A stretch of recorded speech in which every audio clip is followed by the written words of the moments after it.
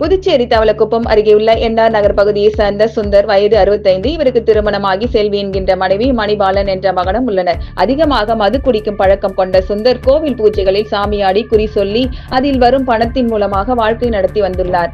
இந்நிலையில் கடந்த சில வருடங்களுக்கு முன் இவரது மனைவி செல்வி விவாகரத்து பெற்ற நிலையில் மகனும் திருமணமாகி இருமாம்பாக்கத்தில் வாடகை வீட்டில் குடியேறியதால் முதியவர் சுந்தர் மட்டும் தனிமையில் வசித்து வந்த நிலையில் இன்று அதிகாலையில் சுந்தர் அவரது வீட்டின் அருகே ரத்த வெள்ளத்தில் பிணமாக கிடந்துள்ளார்.